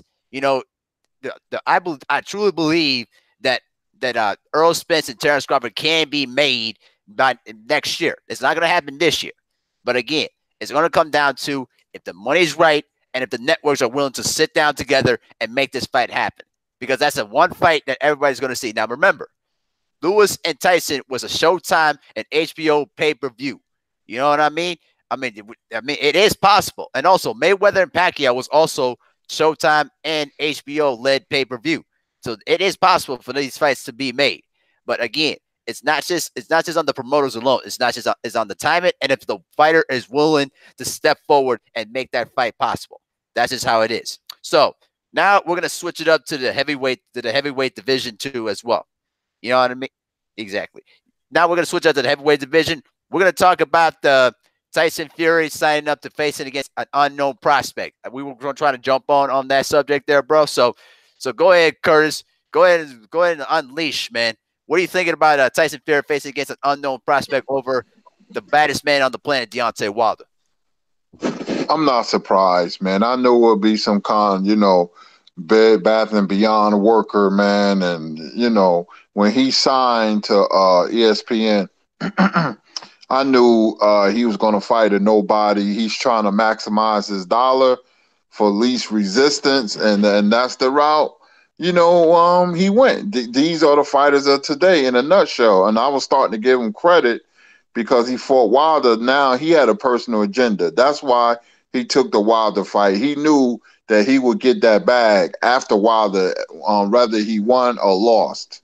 You know, so now I'm thinking he used the Wilder fight for his own personal gain. And you see how fast, you know, he ducked that rematch. You know, he made us believe that the rematch was going to happen. They had a date and everything. And now he's fighting Schwartz. He got the big contract. Now he's fighting Tom Schwartz, I think his name is, man. You know, look like a political science teacher. So that's what it is, man. And expect him to fight another bum after Schwartz. So basically, in a funny roundabout way, he's cashing out. All right, agree with that. So I'm gonna turn it over to Cal and Enigma, though. We already know that we already got the reports this week that Deontay Wilder declined the zone. You know what I mean? This is kind of speaks about Wilder wanting to taking control of his own career instead of letting a network dictate what his career is gonna be. Callie? Yeah, I'm right here. Yeah, I was just asking you the question though. With Wilder declining the zone though, do you believe now that Wilder's taking the boss control move of taking control of his career and letting the networks push out the bigger money now? Because the way I see it is this: Deontay Wilder now is in complete control of what he can decide what to do at this point. And because he decided to decline the $100 million deal, which I kind of thought it was a garbage deal to begin with, right. It kind of forces the point that Deontay Wilder is the type of person that's going to control what he does, unlike Anthony Joshua, who doesn't, right. who lets people control. What do you think about that analysis? Well, I do think that Deontay Wilder is in total control of his own career. I don't know if he ever really wants a network deal. Damn. I don't know if he ever really wants a network deal, but he's definitely put himself in position to be in a position of strength. I can say that much. He's definitely in a position of strength, and he definitely doesn't want to put himself in a position where he has to answer or beg another fighter anymore. He tried to fight Anthony Joshua for the low. Anthony Joshua still didn't want no smoke. So now Anthony Joshua and everyone else are going to have to come to him. They're going to have to, adhere to or at least bow down to his demands, unless the unimaginable happens and he gets, beaten by Dominic Breazeale, then everything flips. So that's what it's why. So that's why it's considered, gambling on yourself. It's a gamble. Now, I don't think that's going to happen, but it's boxing, man. One punch can change anything. Dominic Breazeale has power. Deontay Wilder gets a little reckless, and Dominic Breazeale, lands one of those wild overhand shots. He talking about Deontay Wilder, wild dude. So are you. He lands one of them clubbing shots, and then everything changes. But but as what you were talking about, what he was talking about with Tyson Fury fighting the prospect, I spoke about that earlier. I mean, if you look at the dude's resume, man, he's a prospect, man. He had 24 fights against nobody. Dude's a prospect still. And his team, I mean, the fact that he was ranked number 2 in the WBO, like I've been telling people, people were talking about the WBC rank, talking about Deontay Wilder being protected by the WBC. Look at the rankings. Look at the WBC rankings and look at everyone else's rankings, and you tell me that Deontay Wilder is being protected. Every fighter that you think is actually good is in those rankings right now. Everyone you believe to be good is in the WBC rankings. Everyone. From Parker, Dillian White, Chisora, even crappy ass Charles Martin is up in there. Joe Joyce, Hergovich, which the other Caballal, Kwanoski, they're all in there. DeLuis Ortiz, you know what I mean? Everyone's in there except for Anthony Joshua because he's the champion. Everyone's in there. Anyone who thinks good, the only one except the prospects, but everyone's in those rankings. So Deontay Wilder is not getting an easy break. Matter of fact, according to Anthony Joshua, Deontay Wilder's faced 2 of the top 4 heavyweights because that's what he ranked the top 4 heavyweights was himself, Wilder, Fury, and Ortiz. So Anthony Joshua hasn't fought anybody, at least according to himself. All right, that's a good point, though, man. So go ahead, stay ready. Go ahead and spend on that, my brother. Stay ready. You there? Okay, he's probably doing something at the moment there. Okay, so go ahead, focus ball. Go ahead and give your thoughts about Tyson Fury facing against an unknown prospect in Tom Schwartz. I know Tom Schwartz, but I ain't never heard of no Tyson Fury. The only Tyson I've heard of is Mike Tyson. Who the fuck is Tyson Fury? Oh man, the guy that almost got knocked out by Deontay Wilder in the final round. Remember that? Oh yeah, that coward. That's how I feel about that, bro. Here's my thing. Number one, after the fight, Okay, real quick. Everybody at the end of the stream, go over to my channel and check this video. It's called Wilder versus Fury Blow by Blow. I scored that fight blow by blow, slow motion, showing every punch that landed. And at the end of the fight, I had Wilder winning 115 to 110 because Fury didn't land a lot of punches. There was one round Fury landed 3 punches and Wilder landed 23. Most of the rounds, Wilder outlanded him by 1 or 2 punches. And he was the aggressor, so I gave him the win. I think Wilder beat him twice in that one night. Beat him by knockout because the fight should have been waved off, and beat him on the scorecard. So Wilder was robbed that night, and we have video proof. The video proves it. Now, in addition to that, I don't mind if Fury doesn't want to rematch Wilder. I really didn't mind that because I actually didn't want to see Wilder versus Fury 2 immediately because I respected Fury and I thought that he was one of the best. Since they already had their fight, I kind of wanted to see what would happen. Maybe I kind of wanted to see Wilder versus AJ or Fury versus AJ because AJ's belts aren't valid until he beats Fury. But for Fury to pretend that he want the rematch, basically the way everything went down showed me that he's a snake ass nigga. He showed me that no disrespect to anybody's race or creed. Right. Last time I checked, the word gypped means to be robbed. When someone cons you, someone uses your emotions and tricks you. They con you so they can beat you. That's what it means to be gypped. Gypped comes from gypsy. That's a fact. Okay. So he pulled a typical gypsy move, came over here, sold America a sob story about mental health aid, about mental health disorder, when, bro, you're a drug addict. You were fucking doing drugs more than likely to cover up the fact that you were doing other drugs like steroids. And this man brought your career back and respected you as a man. And you didn't respect him as a man to say, hey, listen, I don't want that rematch right now. If he came out and is like, yo, listen, I fought Wilder. He's the best. I went to a fucking decision with him. Somebody else fight him. I don't have to fight him again. Not right now. Let me go take some tune-up. I'd respect that. But to flex and to lie about the money that you're making and using the money as the reason you're not fighting him, bro, you a hoe. Yeah, agreed. Yes, indeed, man. So go ahead, 503. What you got to say about Tyson Fury facing against an unknown prospect? 503, you there? Okay, he's probably going on mute. Okay, so I'll go ahead and transition to Hyphy, my brother, though. He's been going at it on the chat, though, man. So go ahead. What you basically said, call Tyson Fury a dope fiend, man. Go ahead and spin on that, brother. Hey, well, shit, I guess I'm going to go ahead and pass my turn, too, because, you know, I just don't feel like talking about this nigga. I don't like talking about no duck, so somebody else could take that.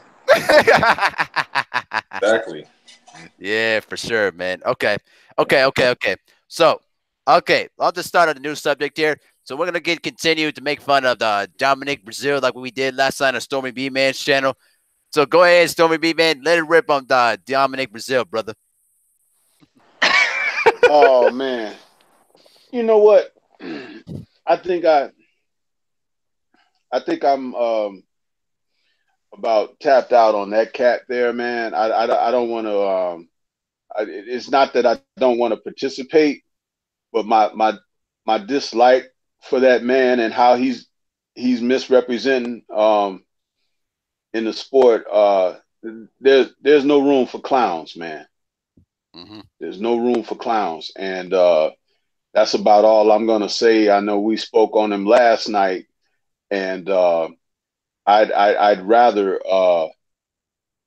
big up whoever else that's in the division that's next in line to get a shot at the WBC title. But that guy right there, I have nothing to say about him. Well, I guess I'll finish putting the nail in the coffin, though. You know, who asked for an Urban Dictionary when you're going against probably the most feared puncher in the heavyweight division, though, bro? Like, I need an Urban Dictionary to understand Wilder. Like, are you kidding me, bro? Like, oh man, he's like one of them dudes, though, bro, that you just wanted to slap, and it's slap because he's just so fake, man. I mean, I'm telling you, bro, fake, man. Hey, that's the only nigga I know who don't like no seasoning on his chicken. Hey, when you try to get that nigga some chicken, that nigga, he's like, hey, he don't want the whole drum. He's like, you gotta cut my chicken up. That's the only way he He gonna likes eat his chicken grilled. it. I'm sorry, I didn't order fried chicken. I ordered grilled. Oh no, you got that right though, man. Oh man, But man. yo, a punch sounds the same no matter what fucking dialect you speaking, bro. You got that right though, man. He remind me of those kids when we was in school. You know, it was always a kid you just like to punch in the face just for no reason, just because he was there. That's him. Just punch him in his mug, man. Yeah, going in there is cutting up KO's just going boneless, skinless there. Yeah, that's Dominic Breazeale for you, man. And somebody actually had a good analogy though, bro. When he goes like he basically beating up a so-called black guy who tries to pretend like he white, and you don't want to be there to that special dinner, whatever though, but you just have to be there for your wife and stuff. And then this guy comes in there, tries to act all black and stuff like that, and then he goes like, "Oh yeah, what's the ass of chicken?" Man, what the hell's a chicken though? You know what I'm saying, man? Oh my goodness, bro. Forget Dominic Breazeale though. Hey, Dominic Breazeale, that's the only nigga I know. This nigga got an old school car, and instead of him putting like a 454 in there, that nigga like, I just want I'll just take the 305. I want to save gas. Oh man. Oh yeah, Jacob said that Dip. He ain't in the Metroplex. Boy's got his number and address. He's more than likely in hiding somewhere surrounding town. I feel you on that, Jay Good, man. I feel you on that. Okay, so hey, Hyphy, can you do me a favor real quick? I gotta take care of something with my mom real quick, just for a few seconds. I'll be right back. Go ahead and take over, man. All right, hey, well, since with Mehari leaving, we gonna say fuck all the rules. Everybody go ahead, cook. Y'all want to cook on floor? Y'all want to cook on Pacquiao? Y'all don't like that niggas? Roast them niggas, man. Well, I'm gonna say this about Dominic Breazeale, man. Then we gonna go on because I didn't like that Urban Dictionary thing. You have to read into it. He was trying to call Deontay Wilder uncouth and too black. That's what that was about. That's why I went in on him last night, man. Dominic Breazeale is the type of nigga on his phone, on his MP3 fave list. He got the best of the Spice Girls and Britney Spears. Fuck that nigga, man. What I mean? Hey, that nigga that nigga drive a hybrid SUV. But Hey, honestly, Dominic Breazeale the type of nigga that go see a Tom Jones, to go to Vegas to go see Tom Jones. Hey, Dominic Breazeale, like the reference with the Urban Dictionary, he's basically trying to incite some, racial stereotype about black people being dumb or something like that, as in, like, not being civilized, that kind of thing. So, he's just the type of guy you just want to smash. You don't want to knock him out. You just want to punish him, like, for the rest of your days. Just can't stand him, bro. I hope Wilder catch him, bro. Yeah, you right. Sleep, the type of sleep you don't come back from, man. This nigga Dominic Breazeale, that nigga take his suits to the eco-friendly vegan cleaners and shit. I hope Wilder catches that case with this dude, man. Yeah, nobody like this nigga, man. All right, I'm back though, bro. But I'm about to let y'all keep cooking on Floyd though, bro. And let me just say this, so I'm gonna contribute to saying this: fuck Floyd, fuck this dude, get out of boxing, and also focus on your promotional company, though, man. We got Tank Davis and Adrian Broner acting like divas on social media every day, though, bro. And you got gay dudes posting stuff on the. Hey, Adrian Broner gay. I know he is. I know Remember he is. He mentioned that almost constantly, though, bro. I mean, you remember that Maidana fight? Oh yeah, absolutely. Oh yeah, absolutely, though, bro. The nigga dry humped him. What kind of mo shit was that, bro? We watching fights. We ain't trying to see two men do it. That's right, and you're right. You're absolutely right, Hyphy. When a Bill Maher leave, we don't have no rules. You got that right, though, man. Hey, it's what we. Hey, I'm here for the uncut stuff, though, bro. That's what we. That's what we do, man. That's what we do. Yes, right. But seriously, though, bro, who in the hell decides to go in there and hump another man in the ring? That just ain't right, bro. That's wild game, my nigga, bro. Like I'm just saying, if that was respect, if that's how you get down, respect. But I paid for a boxing match, bro. I could have been watching that with my kids. In addition, okay, think about the mentality. You getting your ass whooped, and you decide, I'm gonna grab him and turn him around and get around. You had to think about that.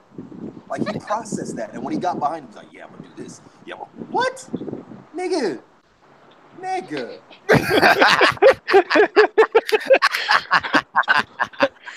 And you know what? And you know what's so sad about that too? Now you got dudes in his so-called DM, whatever, just like posting stuff whatever in the chat though, man. That's just disturbing though, bro. What did you think was gonna happen when you advertised that? Oh man, oh man, oh man. You know what, man?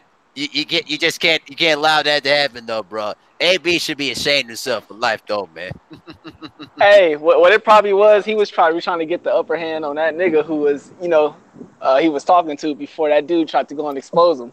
I think that's what it was. Oh yeah, speaking of Marcos Maidana though, bro, I heard that he's coming back. He's coming back to fight again. Would you all like to see a rematch with Adrian Broner? Yup, whoop that nigga ass again.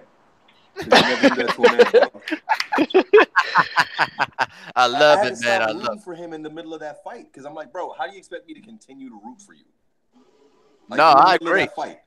No, I agree, though, man. I definitely agree. So, hey, stay ready. You still there, brother? Okay, he's probably doing something at the moment. Okay, I'm here. What's going down? Oh yeah, it's all good. It's all good. You know, we were just letting it rip on Floyd, and now we letting it rip on Adrian Broner's ass. Rez, you know what I'm saying? I got nothing to say about that thing. That's okay. That's okay. My bad for throwing that word out. I apologize, YouTube, man. I just don't like that dude. I really don't, man. I really don't like that dude. That's all right. Listen. We were letting it rip on AB and Floyd Mayweather ass. The only thing and also I was also going to point out too. You know, Marcos Maidana is decided to come back out of retirement. I think. Would you like to see a rematch with Adrian Broner again? I don't want to see Adrian no more. I don't care who he fight. Yep. Yeah. I'd rather him lead the sport like I want Floyd to lead the sport. It's no point because you know what I'm tired of hearing. I'm tired of him steady getting his ass in trouble all the time. Every time you look up, something going on with Adrian Broner. Every single time you look up, there's something going on with it. Then when you get in the ring, you got so many torn fans, and you got people like me. I'm not rooting for this dude. Like, he's not going to win because he ain't going to let his hands go. But you hear people, and I love my Ohio brothers, but y'all rooting for him. But y'all saying, what if?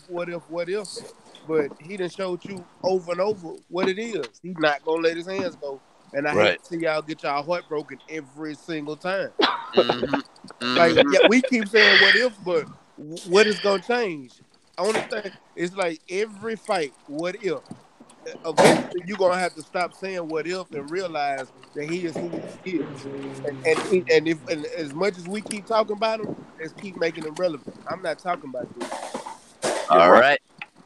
You ain't wrong, man. You ain't wrong whatsoever. So let's go back to the conversation, the heated discussion that we had previously, though, man. Hold on 1 second while I put somebody on mute real quick. Okay. Hey, Hyphy, could you put your mic on mute real quick? Okay, there you go. So let's continue the discussion that we had previously there before I kind of had to change it up a little bit, though, bro. So, you know,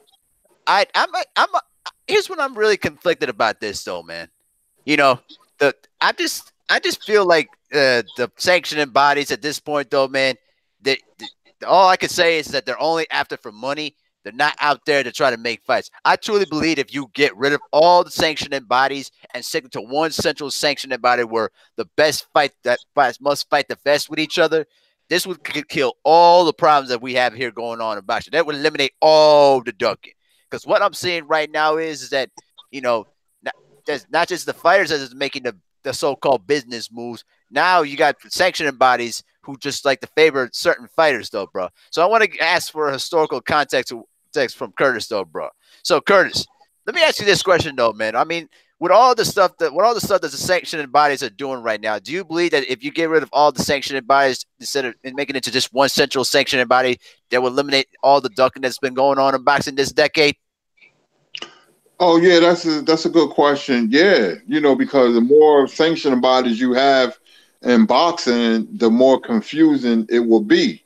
Before the WBA, WBC, RBF, WBO came, you only had the NBA and the NYSAC, which was New York State Athletic Commission title, which was big, and the National Boxing Association title. You only had two. And all the big fights was made because there was only two sanctioning bodies. Belts is always going to be there because they want their fighters to pay sanctioning fees, and it's just a whole lot of confusion. I wish it was one title per division, but you're never going to get that. When money come into the fray, no matter the business, is always going to be mass confusion.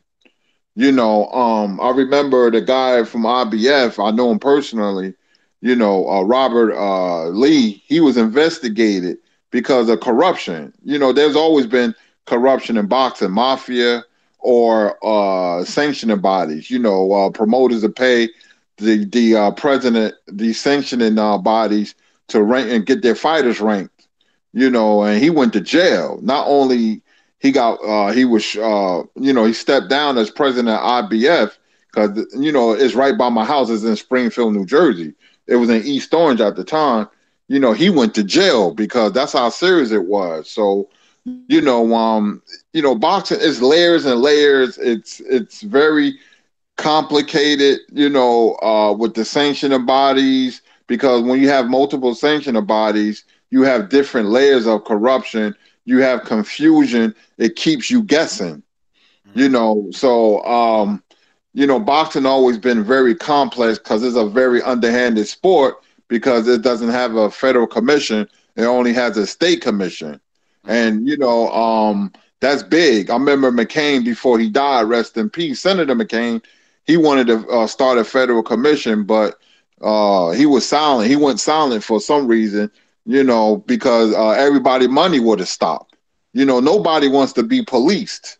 They want to do what they want and get away with it. That's how boxing is, unfortunately. Facts. So go ahead, Stormy B, man. Go ahead and cook on that, bro. Well, I think what Kurt said, he said it just fine. I mean, I co-sign on to that 100%. I really don't have any more to add to that. All right, for sure. So, guys, I got something to add to that. Go ahead, Focus Ball. Go ahead and spin on it, brother. So I did a video on this one. It's called How to Fix the Belt Problem in Boxing. So first and foremost, in MMA, when a fighter wins the belt, they don't have to pay fucking fees for the belt. Why? You're telling me if I work hard, train hard, go to bed on time, don't fuck, and beat niggas up one after another, I get to pay you for a shiny belt? Right. Why the fuck would I do that? Your belt has prestige? No, it doesn't, because you don't have the best fighting the best. You do it. What I'm trying to say is this. The money that sanctioning bodies have is literally your money and my money because it comes from the boxer. And the boxing money doesn't come from the networks. It doesn't come from the promoter. It comes from the fans. Promoters and networks might give them money up front, but it's so that they can buy the boxer's time and own the event because they know the event is going to make them 10 times the money that they put down. So what is the point of a sanctioning body? Why?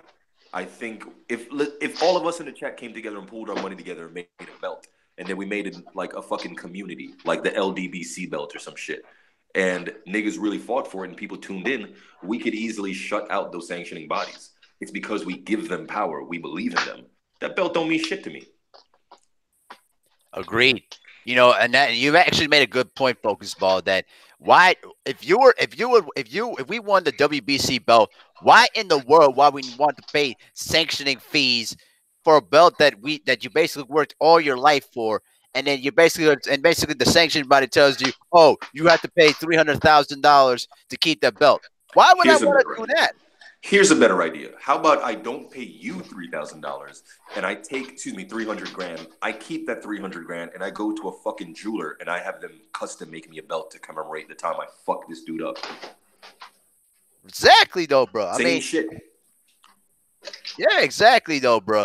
You know, because that's really what I think. That to me, that's where the real problem lies within in boxing. Because you got so many sanctioning bodies who are basically trying to rob boxers of your money to try to make themselves money. But then at the same time, I'm gonna let you spit on that focus ball for 1 second here. At the same time, there's a racial element to this because the WBC has always historically favored, Latin fighters because they feel that they make the most money, which is historically that's not the case. Facts. So, see, that's the thing. It's all a bunch of middlemen that are trying to control the money, the views, and everything. But it's funny because the promoter, the network, and the sanctioning, the promoter and the sanctioning body can be gotten rid of. I can see the network being necessary for obviously broadcasting it, but what the fuck do we need a promoter for? We're all promoters here. Every time we make videos about this stuff, we're promoting the fight. And then they want fighters to sell fights. So what the fuck is a promoter for? So I'm just gonna let you get a bit of my money. It's fucking stupid. It really is stupid, and I never understood why boxing has never been able to figure out that problem for almost decades since the incarnation of the sport. It really, to me, it makes absolutely zero sense. So 503, you've been quiet there for a minute though, brother. You got anything else on your mind, brother? Okay, yeah, my bad. I had to step away, man. Today laundry day, man. I had to get them clothes. Now, what y'all was talking about, bro? We were actually talking about the unnecessary the need to get rid of the sanctioning bodies, though, because what I'm trying to illustrate the point is that if you get rid of all the sanctioning bodies and leave it to one central sanctioning body where it regulates all divisions, it would basically eliminate all the darkness that's going on in boxing. What do you think? What do you think, in your opinion, what needs to be done to stop that problem? What do you think? I think that boxing should be unionized, in my opinion. And like the UFC, you have one belt, and that belt is for the undisputed title of that division. Mm-hmm. And each division will have one belt. And you will mandate, for the champion to fight all of his the top rankings, 1, 2, and 3, or however you may have it, like in the UFC. That's one thing that I think I heard Focus Ball saying, that in the UFC you don't have to pay sanctioning fees, man. And I think it should be the same way in boxing. Because you're really taking away from the fighter at the end of the day. And like Stormy B-Man was saying, that money comes straight from the fan. Whether you buying pay-per-view, you buying a ticket, you know what I'm saying? Are you giving them ratings for the fight or whatever may have you? You know what I'm saying? That money is coming straight from the fan. So I think it'll be better like that, man. If boxing was unionized into one government, and all the belts would be, for undisputed or whatever. I don't know how it would work, but they definitely can do it, man. I have an idea. I know you got an idea. But boxing is so corrupt, man, and the politics is like a cesspool, man. So it's gonna take some powerful dudes to make this happen.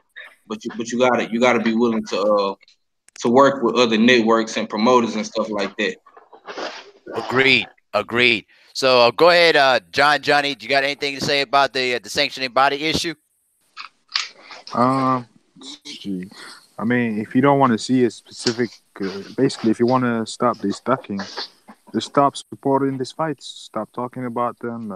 Just stop promoting them, basically, and they will know because that's the only way you can hurt these guys. You know, hurt their bottom line, and hopefully that'll get to their head and just do what the fans want. Because ultimately, the fans are the ones who are really in control because you're the one that pay the money to watch these fights. So if you don't, these fighters ain't got nothing. Mm-hmm. Agreed. I definitely do agree. Yeah. Go ahead. Hey, stay ready. You got anything to say about just basically, controlling or just removing all the sanctioning bodies in boxing and just try to keep it to one central sanctioning body? The lineal title is the sanctioning body. Everybody should be aiming for that title. Okay. Feel you on that. That's the one thing that BFTB always illustrates the most. If you subscribe to BFTB's channel, he'll basically tell you that if you'd be better off just calling it going for lineal championship, where you would face the number one or the number two or number three best fighter, and just not have to deal with a lot of the sanctioning bodies and all the unnecessary fees that come with it, though. Because because I watched one of the Focus Ball videos, and basically it's as simply as this: UFC doesn't use sanctioning fees on their fighters, so why boxers should too? I just don't like the idea. I just don't like the idea of paying a sanctioning body for a championship that I earned, and why should I pay that for you? You know what I mean? That's why a lot of fighters over the years would have no problem stripping themselves of the championship because they don't make that kind of deep pockets like say what the Floyds have made and what the Spences are going to make down the line too. So that's the way I kind of see it. You know what I mean? So I'm gonna go ahead and start wrapping this up though, bro. So I'm gonna go ahead and start going down the line. So go ahead, Stormy B, man. Any last words, brother? Yeah. Salute to everybody on the panel. I've enjoyed listening in to the various positions that the brothers have had on the subjects that we covered today. And it's always nice to have, a debatable position when you're seeing things through logical perspectives. And I've seen that a lot on this panel today, logical perspectives instead of someone just ranting about their opinion and what they like or whatever. And salute to the people that participated in the chat as well. My final thoughts on what we've gone over are, again, if we can get together as a whole network of forums, which we are, with our channels, and turn the heat up and turn the focus up on what happens in the ring. Because at the end of the day, that's what counts. And every other major sporting event, whether it's baseball, football, basketball, it's what happens on the court, on the field. Locker room stuff, personal life stuff, contracts, all that's kind of fluff, but you're only interested in the games. You're only interested in boxing is not a game. It is a sport, but it's not a game when men are punching and can be ended in there. So if we focus on that and turn the heat up on that, I think that's where we'll make the hay, and we put the pressure on the fighters. So that's my comment, and with that, I'll turn it on to whoever's next. And thanks, Abel Mehari, for letting me participate. I really enjoyed this today. Thank you so much, Stormy B, man. Hey, everybody in the chat, y'all should subscribe to Stormy B, man, bro. He'll do great stuff and great live streams, though, man. So y'all make sure to subscribe to him as well. So go ahead and stay ready. Give me your final thoughts, brother. Man, I appreciate you bringing me on, my brother. Man, it was a great live stream. Man, it was interesting dialogue. I enjoyed it. Shit. Anytime you go live, man, send me that link. I'll jump on with you. Yes, sir. Yes, sir. And you know what? I love these kind of dialogues too. And actually, it was actually a really good, productive discussion though. And everybody in the chat too as well. Y'all go subscribe to Stay Ready too, man. You go regularly live at 5 p.m. at 5 p.m. Central Time, Monday through Friday, whenever he come live and stuff like that. Go ahead and subscribe to that, brother. Now, to the boxing historian, Mr. Curtis Anderson. Give me your last words, my friend. Hey, man, thanks for inviting me on the stream, man. It was fire, man. Great panel. Lot of great minds on this panel, man. I'll support you, man. I know you're a basketball guy, football guy. You also have a great personality, man. So it's very easy to like somebody like Abel, man. Subscribe to his channel and everybody's channel on the panel. You can find me at World Breaker Fighting. I'll be doing the show Tuesday night. But we got a live stream in an hour, talk about Floyd versus the great welterweights. And like I always say, same bat time, same bat channel. Yes, sir. Hey, tonight we got a special live stream on World Breaker Fight. Floyd Mayweather versus the fighters of the 80s. We're gonna have Curtis Anderson's gonna be on. I hope Scrapbook Boxing gonna be down there too, because I'm interested to see what he has to say. So stay tuned to that in an hour, man. So Johnny, my UK friend and my Eritrean brother, go ahead and give me your last words. Hey, man. Yo, thank you for having me, bro. And yo, salute to everybody on the panel. And thanks for coming. Thanks for inviting me once again. And peace to all the chat, man. All right, for sure. Yeah, for sure, man. And go ahead and also make sure to subscribe to Johnny, man. You always lurking around in the chats, though, bro. Always giving out good perspectives, though, man. Now, to the wrench assassin, Hyphy. Go ahead and give me your last words, my friend. Hey, yeah, that was a cool topic y'all was touching on at the end with the whole sanctioning bodies and stuff, but y'all was barely even scratching the surface. That's a whole deep conversation everybody could have on that, so that'll probably come up another time. It's cool when it kind of gets heated because a lot of us got different opinions and different thoughts, but that's all right because at the end of the day, we all on good terms. We all keep it trill, and that's how it's going to be sometimes. Come back tomorrow. I know Abel want to talk some about NCAA, so y'all probably get some of that tomorrow. But we're gonna be doing this thing every weekend. This is what we're gonna bring to y'all. Yes, sir. Yeah, absolutely. And I meant to talk to NCAA stuff today on this live stream, but you know what? This was way better, and it's gonna be saved. And the NCAA stuff's gonna be saved up for tomorrow. But this was a great live stream, though. Okay, Mr. Focus Ball, my brother, give me your last words. Yo, salute to everybody on the chat. Y'all some real trill dudes. It's nice to have virtually met you. Thank you for bringing me on, Abel. Shout out to 503 Lion, Hyphy, you're my dude. If you come to my channel, you know you got a wrench already. Johnny, salute to you, brethren. Curtis Anderson. I'm gonna check out your channel a little more. Pleasure to hear from you, brother. Stormy B, man, I fucking love your channel. If you want to become a boxing historian, if you want to learn about the boxing greats, sub to Stormy B. I love your series where you have a little in-depth look, a quick look of forgotten boxers. So, yo, keep that up. Yes, sir. Yes, go ahead. I wanted to say something real quick. I think we should do another live stream talking about the sanctioning bodies because I think we got some solutions. But with that, salute to the LDBC. Check out my channel. I'm going live later. Everybody in the chat everybody on the panel, you can hit me up on the focus ball at gmail.com, and I'll send you a free focus ball. All right, cool. And I'll make sure to send you out that email, man. The sanctioned body stuff, I'm gonna push it for next Saturday because this is actually a good subject that needs to be discussed a little bit more. But we just didn't have the time to talk about it. But we're going to save that for next Saturday. I promise you. Okay. Awesome. All right, Mr. 503, give me your last words.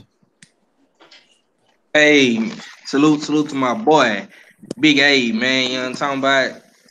The boy doing this thing, man. Y'all be sure to subscribe to the homie, man. I'm definitely going to have to bring him to the channel, man. Salute to everybody that came through today. You know what I'm saying? Focus Ball Hyphy, the OG Kurt Sugar, the OG Stormy B, man, Johnny. You know what I'm saying? My brother, stay ready. You know what I'm saying? My brother, Cali, man. Y'all keep doing y'all thing, man.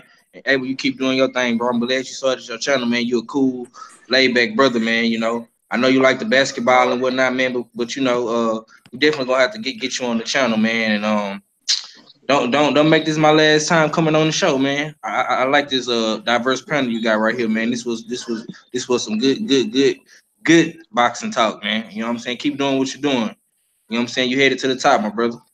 Thank you so much. I appreciate it, and I will make sure to get you a link, and I'll make sure to rent you up, though, bro. Whenever you want to come on board, just hit me up, man.